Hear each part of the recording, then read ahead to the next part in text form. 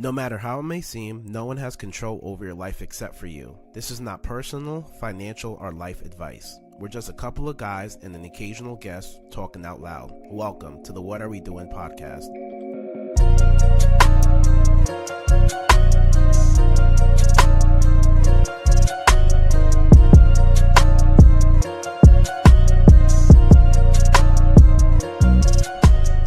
Good morning, everybody. Monday, Tuesday, Wednesday, Thursday, Friday, Saturday. Bro. Sorry. Keep on going. Yo. I just want to get my piece out there, bro. Saturday, Sunday, whenever time you listening to us. Yo. What's up? You hear what type of podcast we are. It's not educational. We just speak our mind. Sometimes just me and Kadeem. Sometimes we got a guest on it. Talk it. What's up, man? Who am I with, though? What's up, everyone? It's Kadeem Brown, live in the flesh, black like I never left. What's up? This is actually at take 2. We had a first take, but somebody messed up. If you hear that noise in the background, it is hot today. Yes, get that out. So we have the fans bumping in here. Yeah, so if you want to know what's that noise in the background, that's exactly what it is. If you hear it, you might not hear it. So I hear it. Yeah, we hear it. I feel like we hear it. I hear it loud, actually. So it's not that loud. It's right next to me. I should hear it the most. But yeah, we should be good though. We should be good. What's up though, bro? How you been? I'm doing good. What's going on with you? I'm good. I'm hanging in there, bro. Yo, we on week. What episode is this? 22? Week 22, man. I mean, not week 22. Episode 22. Yeah, bro. We making moves. 22 bro. Episodes in. That's a long time, bro. That's a lot of people can't get past 3. We got a lot of good episodes in the pocket. Yeah, this one's gonna be real good. Content has been very good. Everybody's getting a lot of feedback. I appreciate all the feedback. Appreciate everybody hitting the sub, showing support, telling friends. We really appreciate it. We're gonna keep on growing like we always been. How was your week, man? My week's been good, bro. I just been grinding it out. I don't feel like we could talk about my week because I don't know when this episode's coming out. So everybody knows we pre-record some of our episodes, especially with guests. We always pre-record our episodes. So this might be like a month before this one comes out. That's how a couple of our last ones went. We tried to record like 3-4 in a week, and then so we have time to do other stuff. So you do know we literally said this is episode 22. Yeah, but we're on episode number 19 right now, bro. No, we're not. Yeah, we are. Dropped this week was episode number 19. No, it wasn't. What episode was it? It was 20. All right, so I can't tell where I'm going to be at in 2 weeks. We have 2 more weeks to be dropped this one. But you said it's a month. No, I'm for past episodes. All right. We here, guys. We got a guest today. We got a special guest today. Very special, like all our guests. We got Mr. Jackpot here. Tyrone, Mr. PrettyBoy here. James. What's up? What up, man? How's you got talking to the mic, bro. You got talking to the mic. Yo, what up, man? I'm good, man. It's the Jackpot Tyrone, man. Tyrone, PrettyBoy James in the building. Mr. 8-0. Mr. 8-0, future world champ right here. Yeah, no. This is history, bro. This is history, making history, bro. I heard you going after Mayweather's record. Yeah, we definitely gonna try to beat that, man. Very possible. Very possible. But hold on. Who is Tyrone James? Like, we just got this guy up here. We say he's PrettyBoy James. You say Mr. Jackpot, Mr. 8-0. Who are you though? Like, I'm Mr. Google, man. You know, if you don't know who I am, you can just type that name in, Tyrone James. You type in the Jackpot box, or you type it all in, man, and I will pop up. So I'm definitely somebody in this boxing game. All right, so you're a pro boxer right now, then? Yeah, talk to me. All right, talk. All right, so let's take it back. Let's start from the history. You did a lot of interviews, so but for the new fans that haven't heard you before, like where are you from? Elmont. I was born in the Bronx. I lived in the Bronx for a little bit, and I moved to Elmont, Long Island, and now it's I'm funny. here. Why you claim Elmont for? You know what's so funny? Everybody does anything in their possible not to claim Elmont. Like, I'm from Brooklyn. I'm from Queens. Which is understandable. Not that understandable. It's highly understandable. Yeah, everybody want to be from the toughest borough, but I'm gonna make. But you came from one of the toughest borough, and now you claim Long Island. Yeah, I get love in both spots, man, to be honest. But I live most of my life here. You know, just because I was born there, I'm not gonna claim a spot because I was born. When did you move here? I moved here when I was, I guess, born. Probably like I lived in the Bronx for like a month and a half after I was born. Oh, so you're really not from the Bronx? That's what he said. No. But then peep game. Then I moved to the Bronx. I moved to Elmont, and I lived out here with my mother or whatever. My mom and my dad were separated, so I lived in Elmont, and I went to school in Elmont. I went to Dutch Broadway, but I was fighting so much in school. In 2nd grade, I got kicked out, which is kind of crazy to get kicked out of school in 2nd grade. That is wild. That's a new one. Very, very. So my mom said, That ass got to go back to the Bronx. That ass? Where So- you belong. She's from New York, isn't she?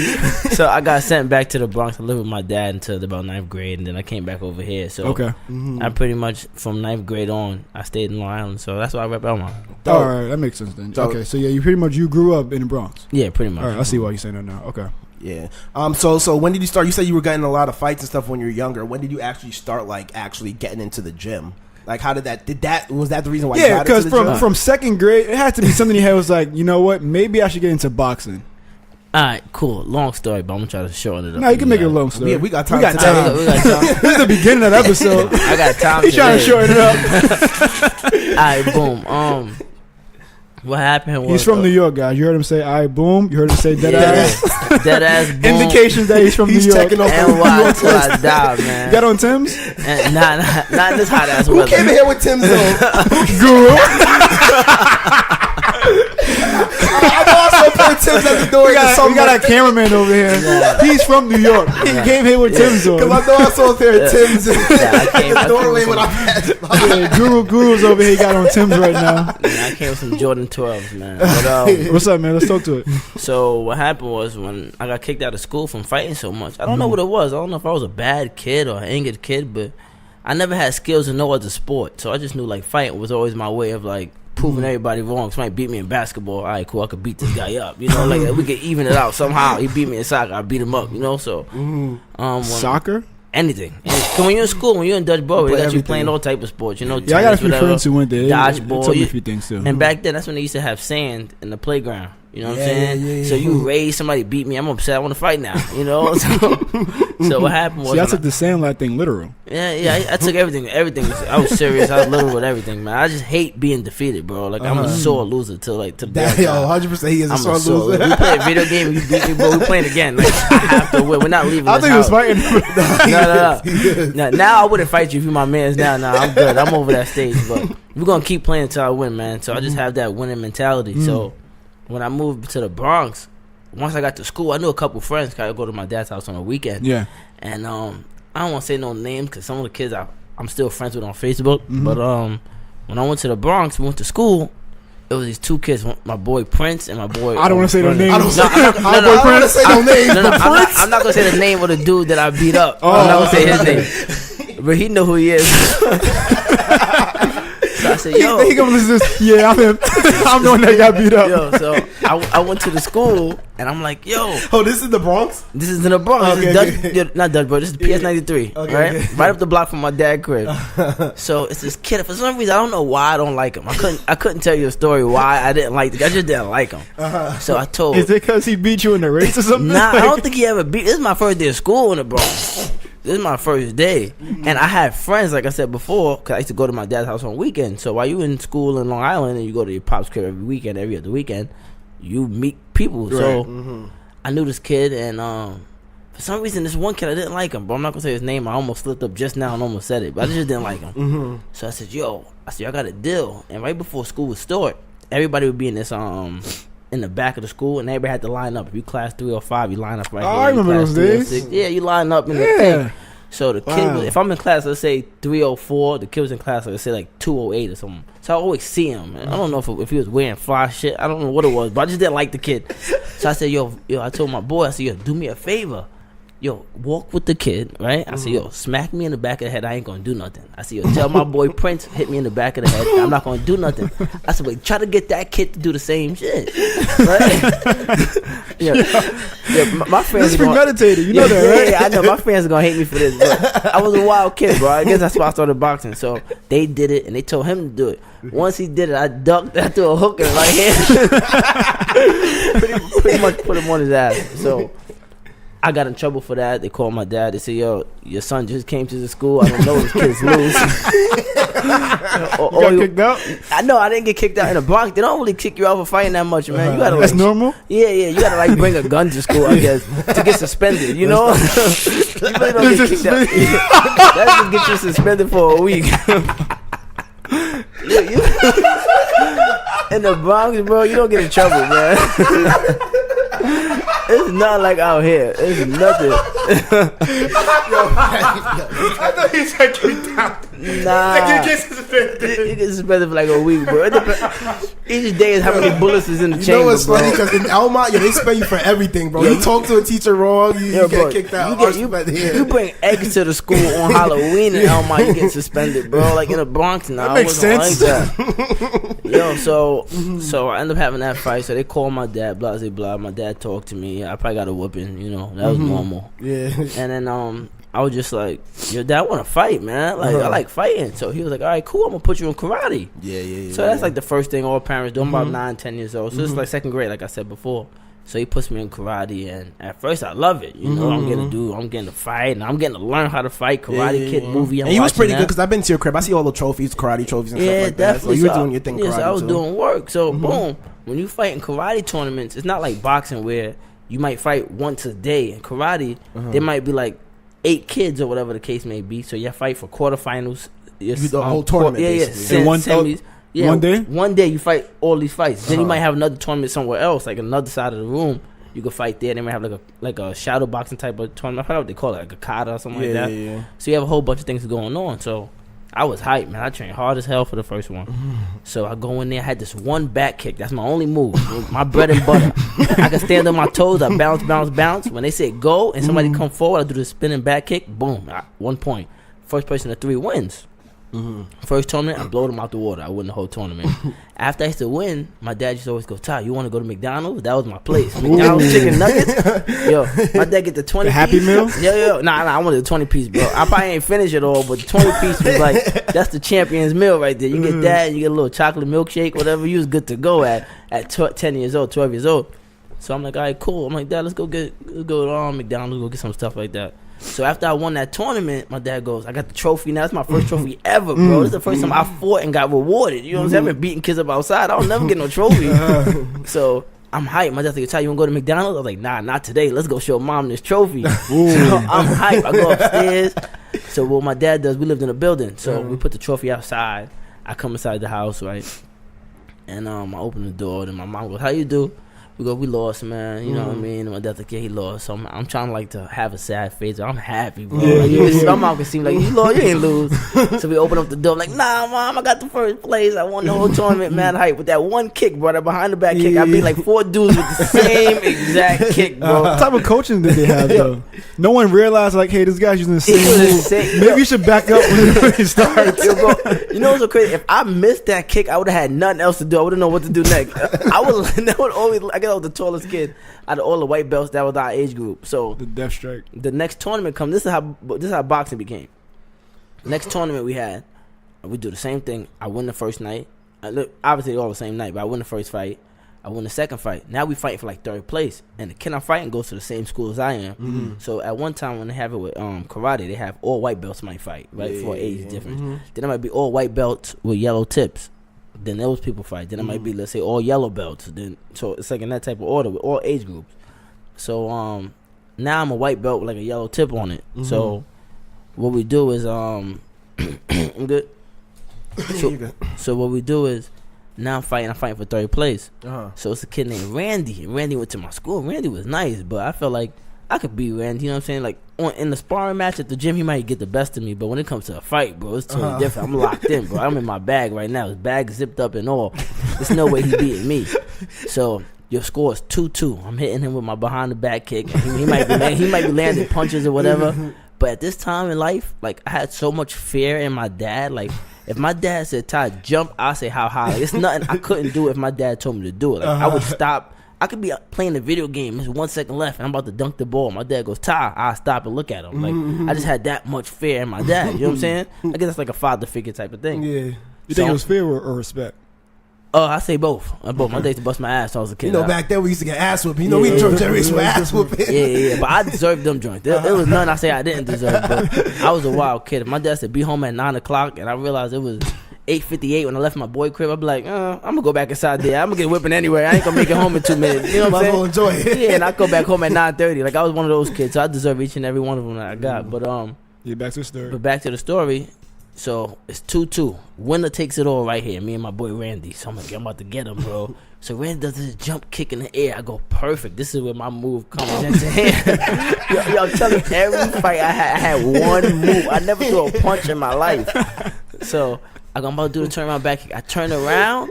My dad goes, "Let's go, Ty." And I thought he said Ty. I just stopped and look at him. I said, "What?" Randy kicked me right in my chest. Boom. I lose. Now I'm heated, right? I said, "Dad, I don't want to get kicked no more." I said, I like fighting, Dad, but I don't want to get kicked no more. And at this time, I really didn't know about boxing. I just thought like karate was the only thing I could actually fight in. I'm like, do they have karate where there's no feet? We just punch, you know? Like I don't want to get kicked no more. I don't like the way I felt. And that's the first time I actually really got kicked dead in my chest. This is like 9 years old, right? You said? I'm like, yeah, like 9, 10 years old. I'm no older than 10 years old. Okay. And I legit just got kicked dead in my chest with somebody jumping in the air. You know, like the impact. And I cried like a little girl. I ain't gonna lie. And he said, "Yo, Ty, we're gonna do boxing." So at this time, I don't know what he's talking about. But he leaves the house one day. He comes back and he got these red gloves. I remember like it was yesterday. I feel like the gloves said Franklin on it, but they had Sugar Ray Leonard signature on them. Okay. Right, some purple gloves or something like that. And I'm like, "Oh, what's this? Like, what we doing here now?" You know what I mean? Before with karate, you got these big puffy little gloves and little headgear.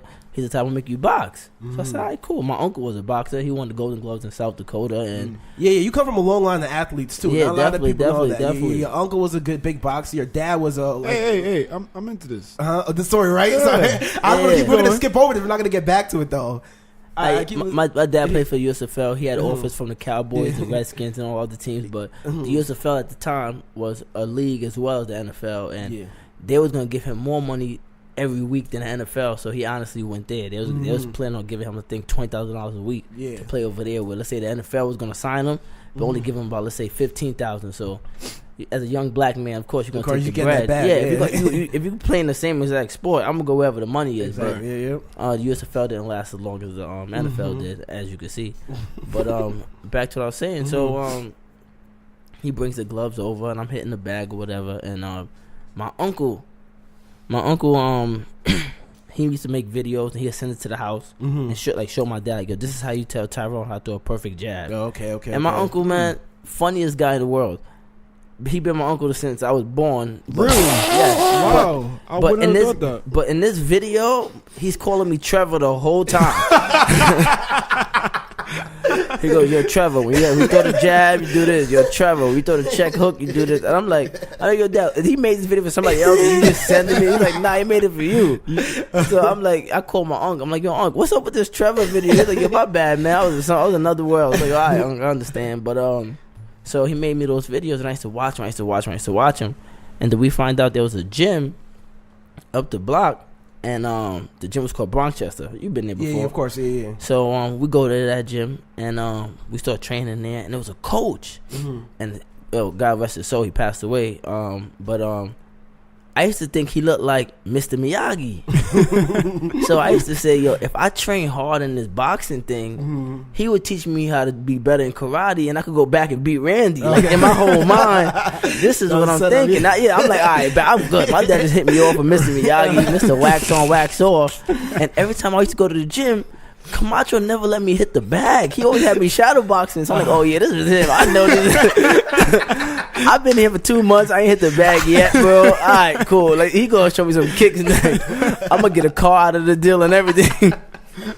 I legit believe this is the guy. But I started training there, and then from there, that's when the Jackpot became a boxer. Where I used to be called a pretty boy in the natural at that time. But yeah, that's how I started my boxing career. So how did it become Jackpot? From Mr. Miyagi guy? So who gave you the name Jackpot? Boom, I did. I tell you how I got the name Pretty Boy. Self-name. Yeah, self-name. All right, all the names, I'll tell you the order how it came. When I was younger, people used to tell me how to do certain things in boxing, but I guess I just had natural talent from, like, your family. It's just like in the DNA sense, where my dad would know how to play, let's say, football, and you ask me, "How you did that move?" That it was just so natural. I don't know, Ty. You know what I'm saying? In the midst of the move, I just knew what to do. So when it came to boxing, I had this fighter at the time, Joey Rios. He was the Golden Glove champ. I think he retired boxing at like 14-1, and I wanted to hit the speedball. Yeah. And I'm in the gym and I'm trying every single day. I cannot get it. And I go, "Yo, Joey, like, yo, bro, since you the man here, like, how you hit this damn thing?" And he walked up to me. He's like, what you got to do is like a time thing. You hit it once and you count 1, 2, 3. Then you hit it again, 1, 2, 3. Try count again, 1, 2, 3. He said every time you say 3, you hit it. He said, and when you get faster, it goes 1, 2, 3, 1, 2, 3, 1, 2, 3, 1, 2, 3. Then you start using both hands, and you'll get it at that moment. I've been hitting this bag, I'm telling you guys, for a whole month, and I could not get it. Yo, God is my witness. Strike me dead if I'm lying. When that kid Joey said that's what you have to do, and he turns around, I said, let me try. I said 1, 2, 3, 1, 2, 3, and I start hitting it with both hands. He turns around and goes, you was messing with me? I said, nah, bro, I don't know how the hell I got it, but I got it. He's like, yo, I'm gonna call you the natural from now on. So I had that nickname for a little bit, but then I ended up leaving gyms. I ended up going to a different boxing gym. What happened was that gym was a good gym to start off, but it's just like let's say playing basketball with Dutch Broadway. You might play for the school, but honestly, when you graduate, you got to go to, let's say, Elma High School. Yeah, there's different levels. There's levels to shit at the end of the day, like Meek Mill said. So I had to go to a different gym that had better opportunities and better people for me to spar. Everybody in that gym, I was beating up. You know what I'm saying? And I wasn't that good at that time. So if I'm destroying y'all, I need somebody better competition. So I go to a different gym in Batanzas, and then when I go there, every time I used to go to that gym, I felt like I had to match. Like I could not go to the gym and like wear a red shirt with green with green shorts and yellow sneakers. You know, like no. Everything I'd be, let's say, all red at the time, or all blue, or blue with white. Like everything had to match. So people used to come up to me and go, "You think you're a pretty boy, man? You can't just wear regular stuff." A lot of boxes now, like if you look at them, like even me today, I might wear a green shirt, some black sweatpants, and some yellow shoes. I don't really care what I'm doing, bro. I just try to sweat and work out. Right. So it's normal to see other people just wear normal stuff. Where you see a little kid, he's matching every single day. Like you can tell he's laying his outfit out before he go to school. You know what I'm saying? So they're like, "Yo, you a pretty boy." So I ended up getting that nickname. So I became Tom Pretty Boy James. But to answer your question, how I got the jackpot, when I turned pro, I'm like, Tom Pretty Boy James is a cool name. I've been called that since I was about 10, 11 years old. But I said, I turned pro, I need a name that's a little more catchy. Like, I'm going to keep the Pretty Boy, Tom Pretty Boy James, but I need a name a little more catchy. Keep going. So what happened was, I was like, what can I made a t-shirt. I put a T and a J, and I put it in a box. And I'm like, all right, I got to put a name on the bottom. So at first, I put Tyrone James on the bottom of the shirt. Those are the first 2 shirts I made. If you ever go on my Instagram page, you can actually see those shirts. Like, I actually put Tyrone James on the bottom. But not to be like any racist type of thing. I'm like, white people not gonna want to wear a shirt that says Tyrone James on. You know, that's kind of like a black name. Like they gonna want something that's a little something better where they could put it on. So I went on Google and I'm like, all right, let me find words that start with a T. So I go on Google and I find words like let's say thesaurus. I found a bunch of words, but nothing that was like was clever. The thesaurus. Yeah, like I find a word like that, like travel, like nothing that would like match a word that would go with a J.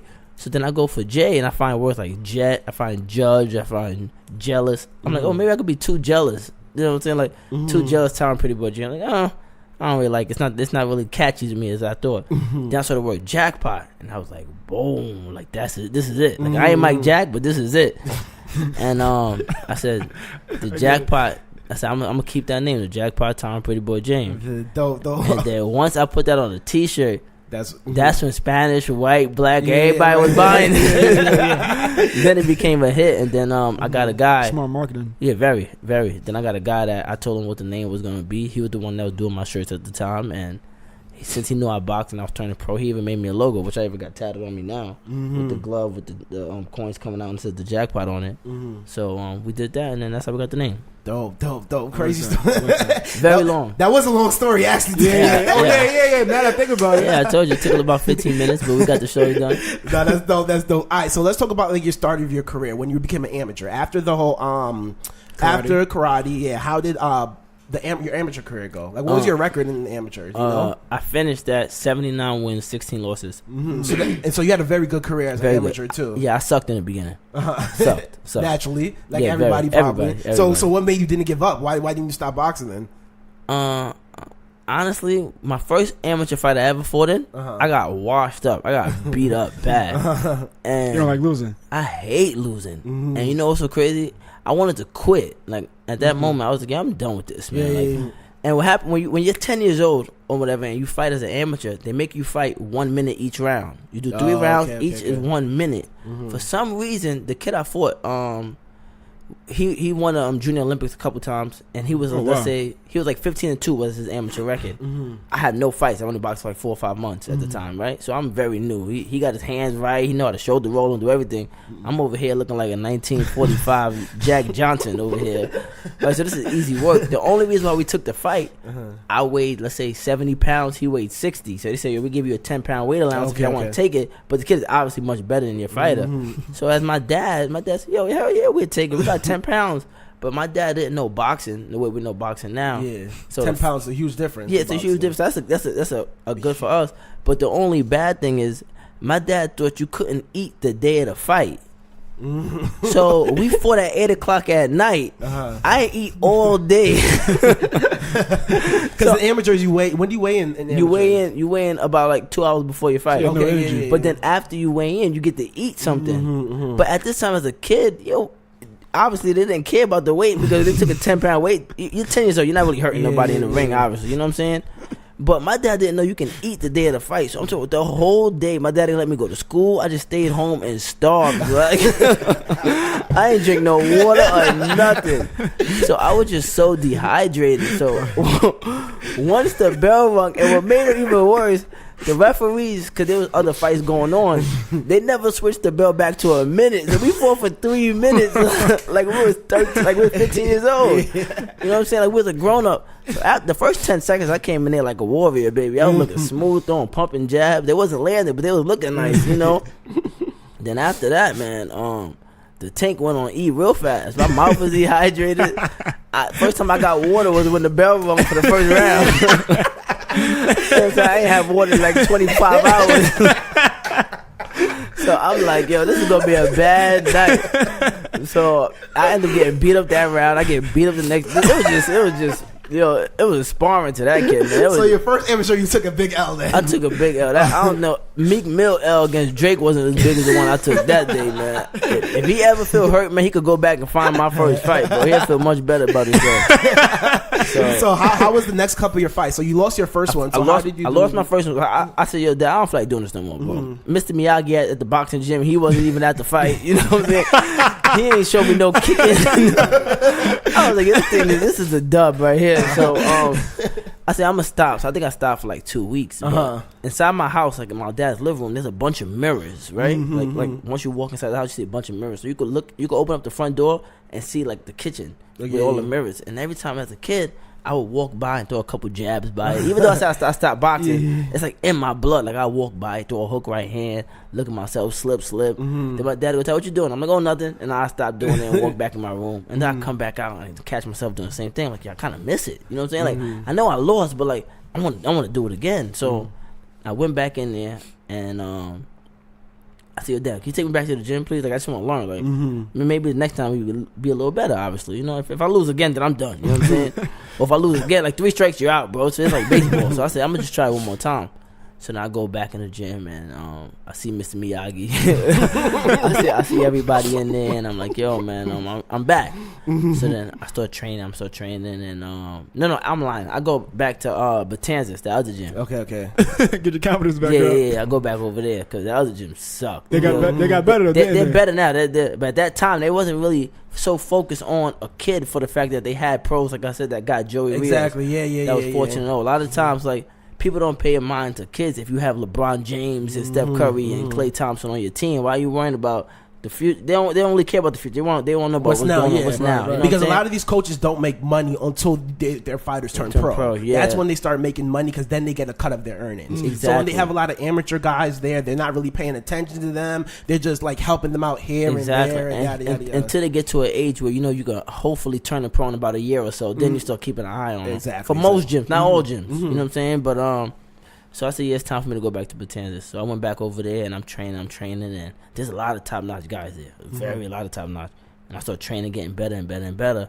And then I see, I want to fight again. You know what I'm saying? Like, it's about that time. So he puts me in there. My second fight, I win. I don't remember who I fought, but I win. So I'm hyped.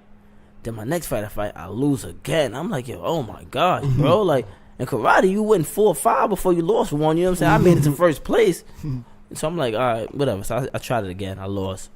So I think my career record was like 4-3 at one time. Okay, and then I wasn't taking it that serious because I'm like every time I fight, I win one, I lose one. I just didn't really care. But and how old are you around right now? Right now, I'm probably like 12. Okay. So I'm like, yo, I'm just doing this just for fun. You know what I mean? It's keeping me out the street. You know what I mean? Like it's honestly keeping me from fighting anybody outside. So I said, whatever. I get to come to the gym and beat people up, or they get to beat me. At least I get to fight. You know what I mean? So I was just going there for whatever. But then my last loss, and I became 4. I was 4-2. Then I was 4-3. I said, yo, I made like a thing to myself. I said, yo, Ty, go hard in the sport and let's just see what it takes you. Like, just try it for 1 year, bro. Like, you're not doing good in school anyway, so like let's try to make this work. And if you can do something in this, then this could be your way out. You know what I'm saying, in the future. So I said, all right, bet. And I took it serious, and I went from being 4-3, and for the next 4 years I haven't lost a fight. Jeez. So from 12 to 16 I became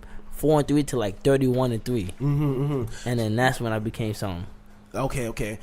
So what's some of your accomplishments? Like you have you won a lot of tournaments, you won a lot of national events as an amateur. So what are your as an amateur, I won the Junior Olympics, which is a tournament that starts in New York and then it goes to the nationals and to regionals. I won that 5 times. There's a tournament called the Metros. I won that about 4 times. It's a New York tournament. It pushes you to the thing.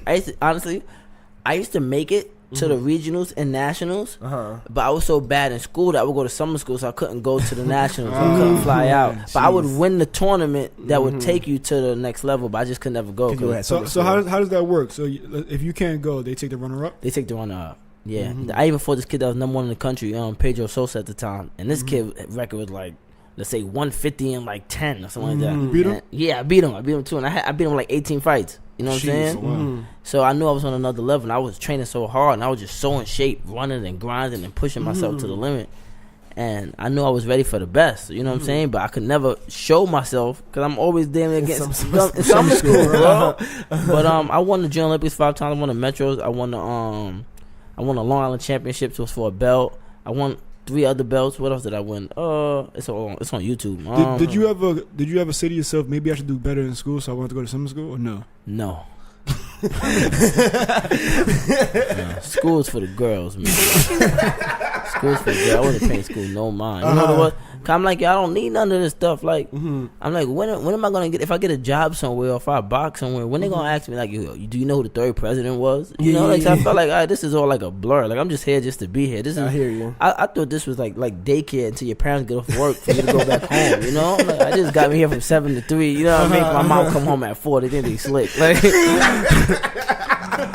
like I'm like, all right, I get it. I get it, it's cool and all, but I'm like, nah, I'm not really with this school. All right, so you want a national tournament. When did you like start to think in your mind that like, yo, I want to be a pro? Like this is about to be my future. Or did you ever think that? Yeah, I used to write. I wrote on the wall when I was 10 years old. I used to have, I'll be a world champion one day. And so law of attraction. Yeah. Right. It was this always just been my thing. You know what I'm saying? Like I tried to play basketball. I can't play. You know what I'm saying? I could do a little 1-2. I could shoot, but I can't dribble. You play defense. I'm not with it. You know what I'm saying? Or I tried football. I remember one time my dad, since he played football, he tried to like show me how to play football. And one of my brothers played football, and he played for a college team. He played arena football. He didn't make it to the pros, but I remember my dad practicing and showing him stuff, and I said, yo, I want to learn how to play football. So I remember I was reading one of the plays, like my dad said, yo, Ty, he told my brother Les, he said, yo, you going to cut up to this cone, and then you going to cut by the next cone, I'm going to throw you the ball. So I said, yo, my dad don't know I heard it. I'm like, yo, I'm going to cut to that cone, catch the ball. My dad going to say, yo, Ty, I think you could play football, bro. You know what I'm saying? And treat me like he'll treat my brother. Yo, so I step back. They go, hut, and I'm moving back. I'm like 15 years old. I cut to that cone. My dad threw the ball. That shit hit me so hard in my stomach, bro. I said, nah, look at shit, bro. I couldn't breathe. I said, I went back to boxing. They don't punch this hard. So I was never good at anything else but boxing. You know what I'm saying? I couldn't sing. I could barely dance. I could dance to get in the ring though. Other than that, I said nah. So this became where I said, yo, I gotta make this my job. I'm gonna make this my life, and that's what I did. So that's dope. All right, so you talk about your amateur career now. How was the transition from amateur until the pros? And like, what is that transition? What's the process to become a pro? You honestly gotta get you gotta get like notes and stuff. It's kind of so much stuff. You gotta get what? Like a note, like to show that they think you're eligible to become a pro. You know Okay. And then you show your background. What's the qualification? Oh, is the background a qualification? Yeah, like they ask you like, yo, did you win anything? Like you can't just say, oh man, I just woke up. Let me just turn pro. Nah, it don't work like that. It's like, yo, I fought in this tournament. I did this. I won this. I fought this guy, or I did this, and then you gotta have somebody write a letter up showing that I think this guy's prepared to be heavily ranked in the pros, and then you gotta get managers and all of that stuff. So there's so much stuff to it, but I honestly knew I was ready. I tried my last 2 tournaments. I lost both in the semis. A national tournament with no headgear, and then the Golden Gloves with no headgear. In both fights, I thought I really, really won. Like, yeah. I'm talking about in real, like, out of my 16 losses, those 2 I think like 6 losses I really lost. Like I really got washed up. I say, all right. Like, when the ref goes in the winner, I'm not even expecting them to raise my hand. But out of the other 10, it was fights where I said, yo, all right, my hand's gonna get raised, bro. Yeah. But I kind of got blackballed one year in the Golden Gloves. I did something real stupid. That is a real sore loser. Yeah, what happened was I'm better now. I'm telling you that now, guys. You know what I'm saying? But what happened was I was doing something real crazy in school, real loose, right? When 7th and 8th grade, they had, since Elma High School from 7th to 12th grade, 7th and 8th graders had tests. So from 10th grade, from 9th grade to 12th grade, we couldn't get inside the school until, let's say, 10 o'clock or whenever they finished their little regents or whatever they had. Like half a day. So, but we had to go back to school when they was finished. So I was messing around doing stupid shit, and then after that I came to the school and I'm just chilling in the I'm chilling in the lunchroom. I cut all classes. I'm telling all my boys, yo, I'm about to fight in the Golden Gloves today. I'm about to win this whole thing. Easy work, all work, easy work, talking all that mess. Like I said before, I ain't losing like 4 years. I don't think I can lose. I don't even know what losing is. Right. If I opened up the dictionary, that word would even be in there. You know what I mean? Like, I cut that out of every dictionary. It's not in my dictionary. I don't even know that word. So I go to the lunchroom. So I go to the school. I go to the fight, and then they go, yo, you gonna get the bye. So I'm expecting a bye. I just beat that kid Pedro. And a bye is during a tournament. There's the odd number of people, so they give somebody a bye. So you skip a fight basically. You go to the next level. Exactly. Okay, so if you in the preliminaries and there's 9 people, out of the 8's gonna fight. So it's gonna be 4 fights because 2 in each fight. Right. So then the 9th one goes to the quarters. So I'm expecting to go to the quarters. So I'm chilling. I'm eating or whatever. I'm with my girlfriend at the time, and then they tell me, yo, you fighting a guy named Tyson. So I'm like, oh, I'm fighting today. I'm like, Mike? Nah, his name not Mike, but I know his name is Joe Isaac, but we called him Tyson at the time. Good friend of mine. And I'm like, damn, I'm fighting. Like I wasn't ready. Fighting, and I was wilding out earlier that day. So I'm like, nah, I ain't fighting. There's no way in hell I'm fighting. So I said whatever. So I'm sitting down. I'm just chilling. They wrap my hands up. And long story short, my legs are gone. Right, my legs are done. So. We chilling, and one of my coaches go, yo, Ty, warm up, bro. It was like 2 more fights, and then you up. You know what I mean? And I'm like, nah, I'm going to just chill here, and I'm going to warm up when the fight starts. Like, I don't got no legs right now. You don't got no legs. She's like, what you mean? I give him that look like, you know what I mean. Well, I got no legs, bro. So he was like, oh, come on, bro. Today, out of all the days you thought about doing that, I said, yo, when the opportunity knocks. I'm a young minded cap. I'm like in 10th grade, 9th grade, 15, 16. So I got to be 16 to do the Golden Gloves. So I'm like 16 years old. So we go out there. I win the first round, and I hurt the kid. I pretty much give him a standing 8 count. Standing 8 count means it's like if you dropped him. So when you hurt somebody real bad, so this is an amateur. They don't want nobody that really, really get hurt. So they stop the bout for 8 seconds to clear his head, and then they say box again. So I hit him with a combination. I hurt him, and they give him an 8 count. And I'm like, yo, I gotta finish him. Like, my legs are so tired. I see if I land one more punch, a devastated right hand, I can get him out of there and they can stop the fight. And I run to go throw a right hand and land, and it's flush. And that was before 8. That was right after the standing 8 count. So I'm looking to land this one right hand. The bell rings. I'm like, God damn. Like, I gotta go to another round. So I go to the corner. My legs are so tired. My legs are going, man. Like, I wasn't prepared to fight that night. So my legs are tired. I get up, and I turn around, and I'm standing up. I thought I was sitting down still. I was like, damn. Like, I said, I'm going to just lose this round, and I'll come back in next one. So I said, I'm going to lose this round on purpose, and I'll come back on the 3rd round and win the whole fight. I move. I throw a jab. He throws a right hand. Boom. Hits me right on the button and drops me. First time I've ever been dropped. I fall. I get back up. I look at my mom. My mom is shocked. Like, you would thought like she saw a ghost. I'm like, that's not Tyson behind me, mom. It's somebody else in here. They jumping me in here, mom. What you so scared about? Like, I'm good. So I tell my mom, I'm good. And then I turn around and the rest of you finally say, yeah, I'm good, ref. And then he stops the fight. And I'm like, I see your ref. My girl's here, bro. Like, so I'm like, yo, you can't stop the, like, my girl. Like the same thing he did to me with the 8 count. I did the same thing to him. Like, why would you stop it all for me? Like, stop. So I'm like, yo, my girl's here. And the reason why I got blackballed, I say, after that, yo, I got so tight. I was downstairs throwing chairs, like messing up the whole locker room, breaking shit. They took my boxing book for like a year and a half. I wilded out, man. Police was downstairs. I was like, anybody can't get it, man. I'm warmed up now. My legs are good now. Come on. So I think that kind of messed me up for later on while I got jerked my last year in the Golden Gloves. But I did those last 2 tournaments, man, and I trained my ass off. You know, one of the fights was in Washington, D.C., and my dad paid for me to have the hotel room. And the hotel we stayed in was where all the celebrities stayed in. So it was like, for a fighter to stay in there, he must have had money or he must be nice. And that's how I met Terrence Crawford, the world champion today. I was over there. And after my fight, he saw me. He was like, yo, bro, you look sharp. I said, watch you see me tomorrow. And they said, tomorrow you fight the number 1 kid, the number 1 youth kid. He fought at 18 and 19, and he was ranked number 1 for the 18, 19-year-old kids. So he just turned 20, so he's fighting with us now. I said, watch what I do to him. And I bust his ass easy. And then they come with the decision. We all happy. And then, of course, easy win.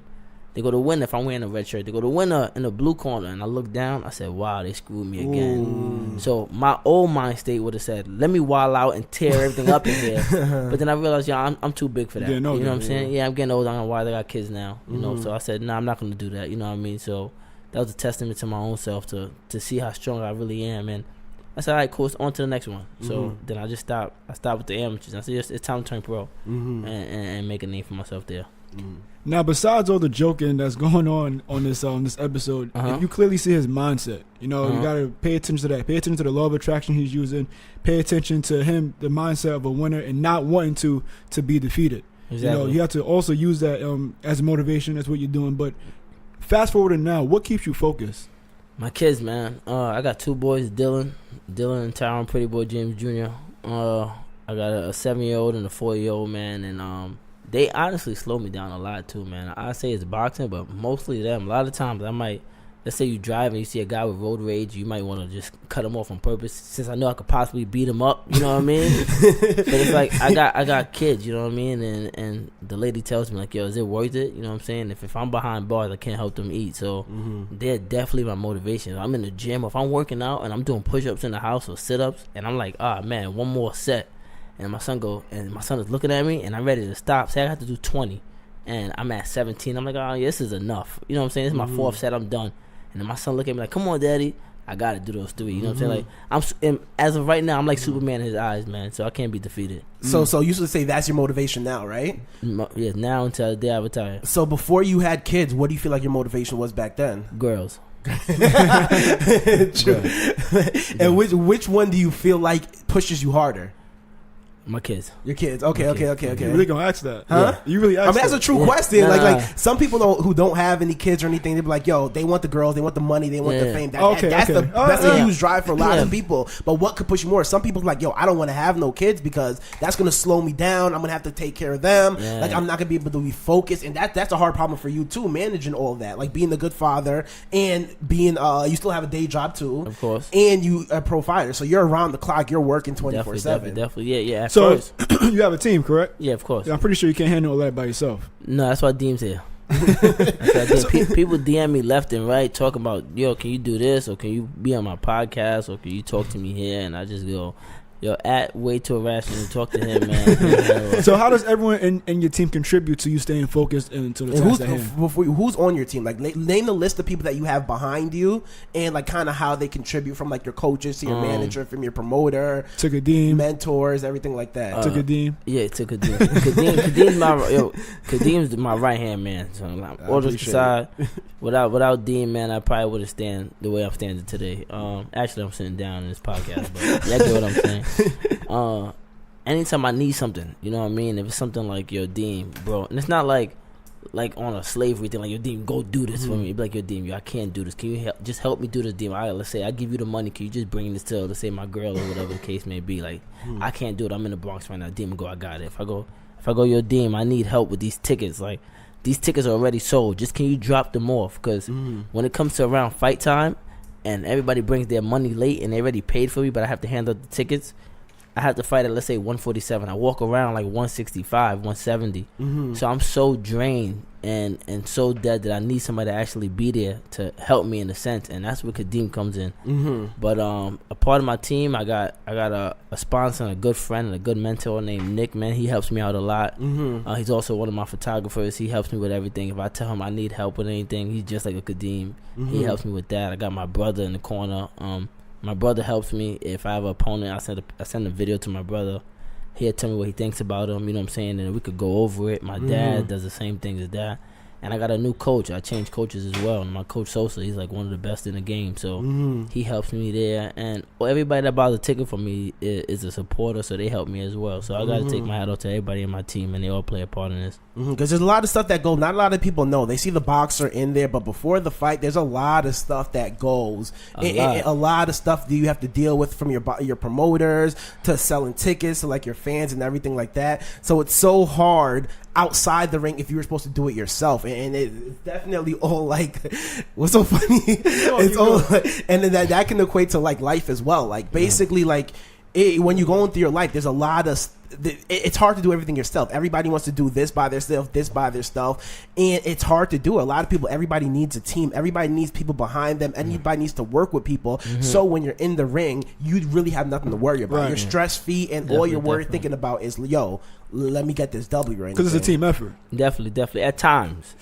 But also, you got to be able to do stuff on your own, man. You know what I'm saying? Like, in this lifetime, man, just in case your spouse or somebody's not there for you, you got to be able to handle it yourself. You know what I mean? That's why I'm happy about my dad. He always used to, let's say, take me fishing. He never just fished for me. He showed me how to fish. You know what I'm saying? So I could do it for myself. Because even in this boxing thing, man, right before my fight, I talked to Kadeem because he's in the dressing room with me. And I'd be like, yo, this is so crazy, man. I'm about to fight a guy I don't even know. You know? This ain't like this guy took my girl or he smacked my mom or said anything. You have no idea where he's coming from. You just want to fight him. You're building up all of this anger. You never seen him before, Never seen him a day in your life. You gotta like mentally have your mind ready to hurt somebody. You know what I'm saying? Now, he might be doing this for his family, but when you go in there, I'm trying to kill you, bro. You know what I'm saying? It's kind of sad in a sense, but I used to always tell people this story. In boxing, you have a big entourage. Everybody, let's go. You wrapping your hands up. They clapping their hands. Let's go, Todd. Let's go, Jackpot, PrettyBoy. We in here. You know what I'm saying? We got your back, bro. We got you. They wrap your hands. You shadow boxing. They clapping. The music is playing 6ix9ine or whatever's playing to get you hype. Y'all getting in there. You go into the ring. You're walking to the ring. Your music is playing. You dancing. You having fun. Everybody there. When they call your name, yo, in the red corner, 8-5 knockouts. Everybody's in the ring with you, clapping. When you go to touch gloves, once you turn around, everybody leaves. Where y'all going? I thought y'all had my back, man.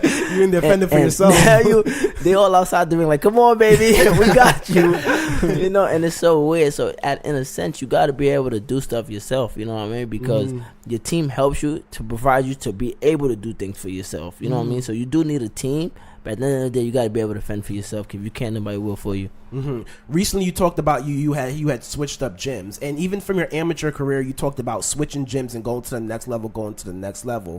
And I felt like that was a big thing. Like you heard that. I'm around that like almost 24/7. Correct. So that was a big thing that a lot of people were pushing you to, because you have a lot of natural talent and you're a very, very, very good fighter, but you still have to keep on going and keep on progressing.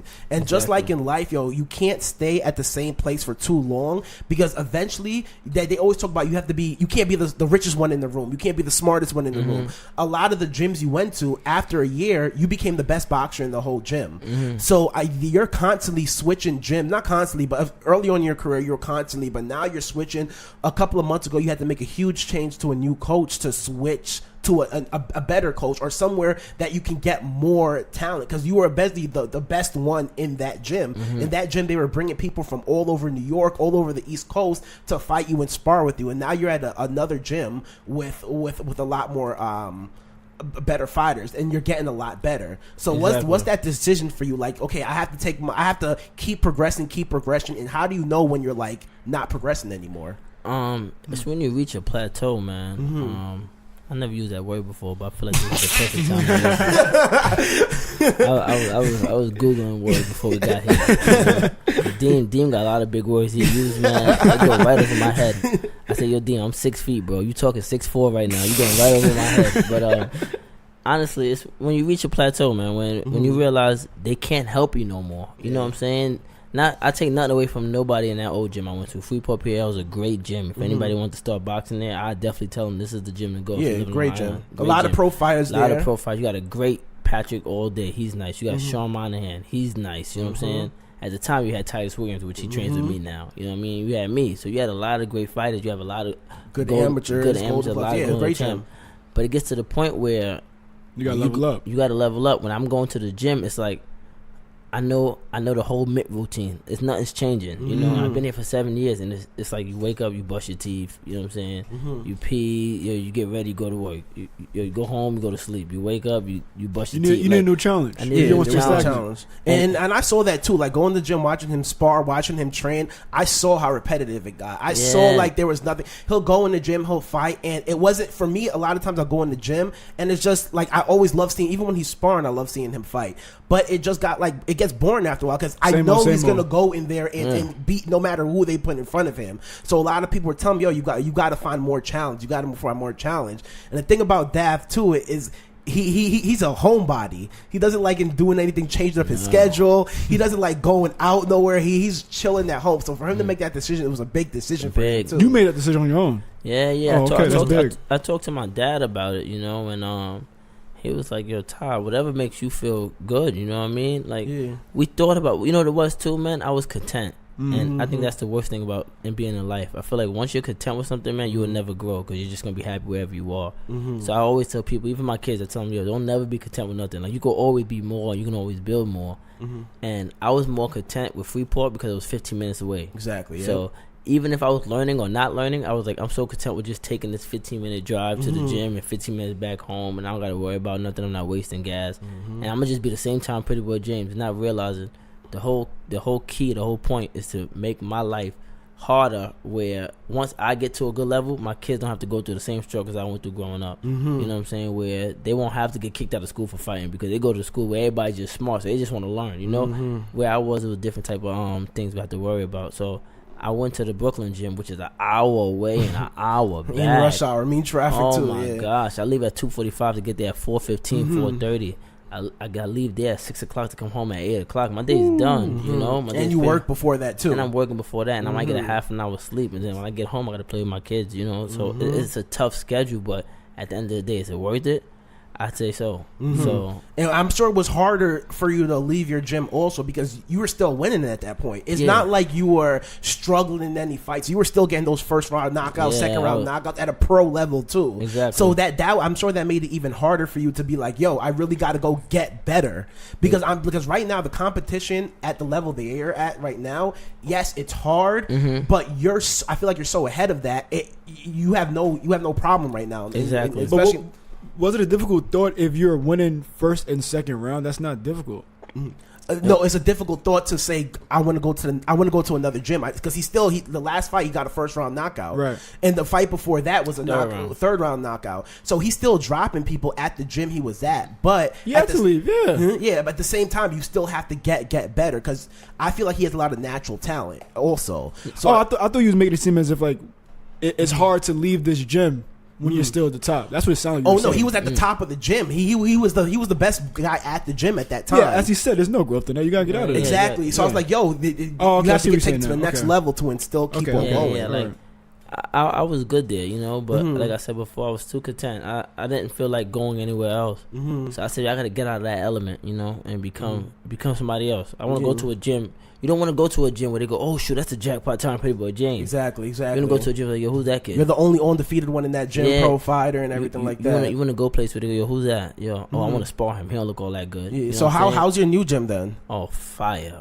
Fire. I'm surprised that the building ain't burned down yet. That gym is on fire. If you go in there, I tell you this now, if you're not on your A game, you will get beaten there. And that's what I like. Like I told you before, I'm a sore loser. So if you beat me up, let's say on Monday when we spar, you got fight I'm strapping up Tuesday. And the one thing about this gym, there's no sparring days. There's no days considered like Freeport had.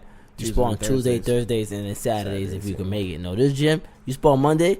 Or word, do you want to spar Tuesday? Or word, you want to spar Wednesday? Okay. Or say some gym come from, let's say, Florida. Yo, y'all want to spar? And it's a Monday? Yeah, let's pop off. You know what I'm saying? It's not like, oh, no, sorry, guys, y'all supposed to come tomorrow because we don't spar on Mondays. No, there's no sparring days. So just make sure you bring your headgear, your cup, your mouthpiece. So you always got to be ready. You got to be prepared. You got to be, bring the strap, bro, because you don't know when it's going to come. So I like that about this gym. And there's so many people, so many versatiles. There's just so many things going on. You got let's say a short lefty, you got a tall lefty, you got a fat lefty, you got a skinny lefty, you got a right hander, you got a fast one with power, one with speed. So so much stuff going on where if you get a fighter where you got to fight and they tell you fighting a guy, let's say he's tall and he's southpaw, you go, okay, boom, I'm gonna spar him for camp. Or they go, yo, I got somebody that's a short right hander that got a good left hook. Okay, boom, I got him for camp. So this gym got the best inside work, and then the amateurs is just as good as their pros, so you can't go wrong with that. Okay.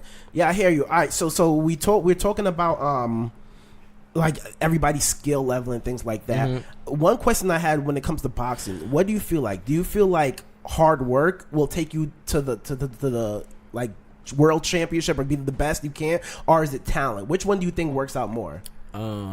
If you have to pick one, I say hard work. But like I said before, skills pay the bills. So if you don't got the skills, you know what I'm saying? You can have all the hard work in the world. I could work hard on singing, bro. I'm still not gonna be a Mariah Carey or Michael Jackson. So you gotta have some type of skills. So I think they work hand in hand. Both hands wash the face. So you gotta have both in a sense. You know what I mean? But if you have a guy that has a lot of skills, but doesn't train hard, and you got a guy who trains hard that doesn't have a lot of skills, 9 times out of 10, the guy with no skills is gonna he's gonna like burn him out. Exactly. He'll be able to beat him. So I think you gotta have both in this game. I think I have both. And that's what I was thinking. I think boxing is a unique sport, as you have to get to that world title level. You have to have the skills because that's gonna take you far. And then and when the farther that takes you, everybody at a certain level is going to have the skills you have, and then that's where I feel like hard work takes over. So and that's like with life too. Like you have your certain skills that you're good at, but you still need to work hard at everything to really go to that ultimate level of success. And I feel like that plays a big role when it comes to boxing because that's huge. Because I've seen a lot of people fight who. The first couple of times seeing them, they weren't that good, and over the year they got a lot better. And like a Tyrone, he's naturally nice. Like he's naturally like he cannot train for 3, 4, 5, 6 months, a year, take over a year, and he'll go in the gym and he won't miss a beat. So I feel like a lot of natural talent and hard work plays a huge role. That's what puts you at the top level. That's for sure. So now that you're a pro, what are some of your like short term goals? Like what are your things that you're looking for near? I want to get a little small belt. You know, any belt I can get that's like a 8-rounder, you know, like a New York State title. That's like my short goal. Like something I can get right now. Like my next fight I would want for a New York State title or any little small belt. And what's your record now? 8-0, 5 knockouts. Okay, nice. So if I could get like my 9th fight to be for a little title, not something minor, I'd definitely take it. That's dope. And where do you see yourself coming in the boxing? Like what's your long term goals? Like, do you want to be the best? What's your goal? Like with boxing, where do you plan? Where do you want to take it? I just want to be a world champ, or if that don't come, that don't come. I just honestly want to make enough money where my kids could live comfortably. That's my real long term goal. That's your goal. Okay. Yeah, 'cause a lot of times, man, like my kids don't realize how much I sacrifice my own self, my own health. You know what I'm saying? To just put food on their table. Honestly, when it comes to making this weight, if it was up to me, now if I didn't have kids, I probably would have stopped boxing. I'd be like, this is killing me. Going from 175 pounds all the way to 147 pounds.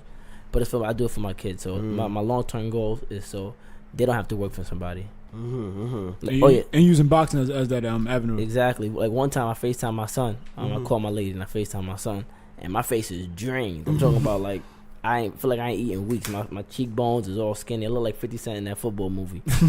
And I tell her, I said, put Ty on the phone, and she puts him on. And he goes, "Daddy, you okay?" I said, "Why?"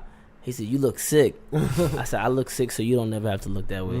So that's my long-term goal, so they can live comfortable. So definitely your kids is the huge the motivation right now. My number one, my number 2, number 3, number 4, number 5.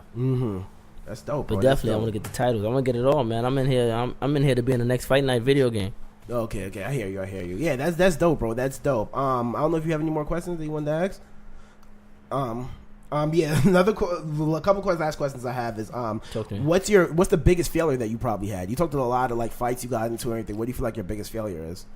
Biggest failure. Do I have one, man? I feel like I really don't have no failures, man. I feel like my life wouldn't be where I am today if it wasn't for the failures I had before. So I would really say I really have no failures. So another failure is like you consider them lessons because no losses, they all lessons.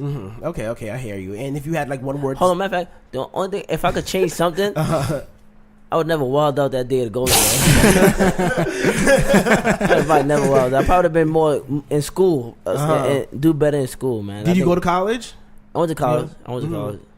How I do? That's a question on there. I don't think I went, What did you go to college for? Where did I go? No, what did you go for? I went for like the basic stuff you could go for. Just to get in. Yeah, just to get in. You know what I mean? Like I was good in math. Like when I went to Queensboro, so they make you take a math test to see where you are. Yeah. And like the way my brain is set up, bro, which is kind of weird. If you tell me I need, let's say, if there's 50 questions, you tell me all I need to do is pass 30 questions and you pass the test. I would look out of the 50 questions and find the 30, and then I would just say end the test, because I know I passed. Like that's the way like my mind. Like so, I'm not really into it, but I went there for like general stuff, and I didn't get that many credits. I probably did like 3 semesters and got up out of there. What was the main reason for you going to school? You feel like everybody else was like, yeah, my dad was like, yo, go to school, man. That's what we gotta do, get credits. My dad wasn't saying like become a major or something. He was basing it off of if boxing don't work, of course, looking out for your best interest. Yeah, get at least 40 credits, then you could be a police officer, you could be a cop or a correctional officer and stuff like that. But I put all my eggs in one basket, man. I know this is gonna work. No plan B. Yeah, no. Plan B is if you don't want the kid.